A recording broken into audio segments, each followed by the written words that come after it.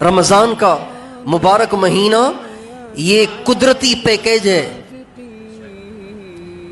ربانی package ہے، اللہ کا دیا ہوا پیکیج ہے کہ اگر کوئی گنہگار بہت بڑا گنہگار ہے اور رمضان کے علاوہ اس کو امید نہیں ہے کہ اس کے گناہ بخشے جائیں، تو رمضان کا مہینہ ایسا ہے، اگر وہ رمضان کے روزے رکھ لے گا اور رات کی تراویح پڑھ لے گا تو چاہے وہ کتنا بڑا پاپی کیوں نہ ہو، کتنا بڑا مجرم اور کتنا بڑا گنہگار کیوں نہ ہو، اللہ اسے معاف کر دے گا۔ تو بھائیو، رمضان آ رہا ہے۔ ہمارے نبی نے شعبان کے آخری ایام میں آپ ممبر پر جلوہ افروز ہوئے اور آپ نے فرمایا، لوگو اتاکم رمضان، رمضان آ رہا ہے، رمضان آ رہا ہے، اور یہ بخشش کا مہینہ ہے، اللہ کی رحمت کا مہینہ ہے، جہنم کی آگ سے آزادی کا مہینہ ہے۔ تو رمضان آ رہا ہے، شعبان کی آخری تاریخیں چل رہی ہیں، شعبان جانے کی کر رہا ہے، رمضان آنے کی کر رہا ہے۔ خوش نصیب ہوں گے وہ لوگ جو اس رمضان کا موقع پا کر اپنے روٹھے ہوئے اللہ کو منائیں گے، تراویح پڑھیں گے، رمضان کے روزے رکھیں گے اور مسجدوں میں اوقات گزاریں گے، قرآن پاک کی تلاوت کریں گے، درود پاک کی کثرت کریں گے، اللہ کو یاد کریں گے، اپنے آپ کو گناہوں سے بچائیں گے، وہ لوگ بڑے خوش قسمت ہوں گے۔ ہمارے نبی صلی اللہ علیہ وسلم ایک دفعہ ممبر پہ چڑھ رہے تھے تو آپ کے ممبر کی 3 سیڑھیاں تھیں، 3 سیڑھیاں۔ ہمارے ممبر کی 2 سیڑھیاں ہیں نا، تیسری پہ تو بیٹھنا ہے۔ ہمارے نبی کے ممبر کی 3 سیڑھیاں تھیں، چوتھی پہ بیٹھا جاتا تھا۔ تو آپ علیہ السلام جب ممبر پہ چڑھنے لگے، پہلی سیڑھی پہ قدم رکھا تو فرمایا آمین، دوسری سیڑھی پہ قدم رکھا فرمایا آمین، تیسری سیڑھی پہ قدم رکھا فرمایا آمین۔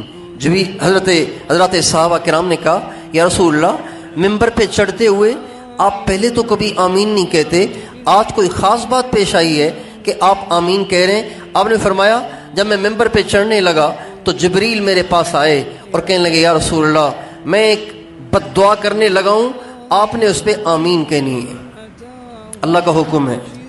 میں ایک بد دعا کرنے لگا ہوں، آپ نے اس بد دعا پہ آمین کہنی ہے۔ اب اللہ کا حکم آ گیا، نہ کی تو گنجائش ہی نہیں رہی، نہ کی تو گنجائش ہی نہیں رہی۔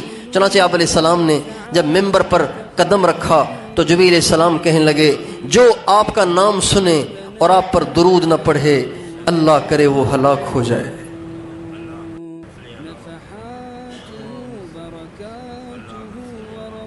اب مجبوراً کہنا پڑا آمین۔ پھر انہوں نے کہا، یا رسول اللہ، جو اپنے ماں باپ کو بڑھاپے میں پائے، اس کے ماں باپ کو اتنی عمر مل گئی کہ اس کی زندگی میں اس کی ماں اس کا باپ دونوں یا ان میں سے کوئی ایک بڑھاپے کو پہنچا اور اس بد نصیب نے ان کی خدمت کر کے ان کی دعائیں نہ لیں اور ان کی دعاؤں کے ذریعے اللہ سے گناہوں کو نہ بخشوایا، تو دعا کریں اللہ اسے بھی ہلاک کر دے۔ مجبوراً آمین کہنا پڑا۔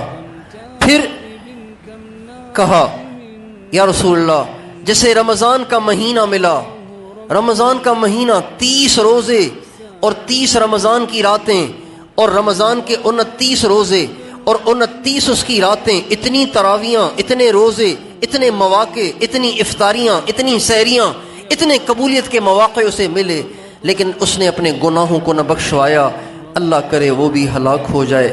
مجبوراً آپ نے کہہ دیا آمین۔ اب بتائیے، جو رمضان کے مہینے کو قیمتی بنائے گا وہ کتنا خوش قسمت ہے، اور جو رمضان کے مہینے کو بھی ضائع کر دے گا وہ کتنا کم قسمت ہوگا، کتنا بد نصیب ہوگا، کتنے بڑے گھاٹے اور خسارے میں ہوگا۔ اس لیے رمضان آ رہا ہے، اللہ کی رحمت کا مہینہ اور گناہوں کی بخشش کا مہینہ اور جہنم کی آگ سے آزادی کا مہینہ۔ تو سب سے پہلی بات تو یہ ہے کہ میں اور آپ یہ عزم کریں کہ اس رمضان میں اللہ کو راضی کرنا ہے۔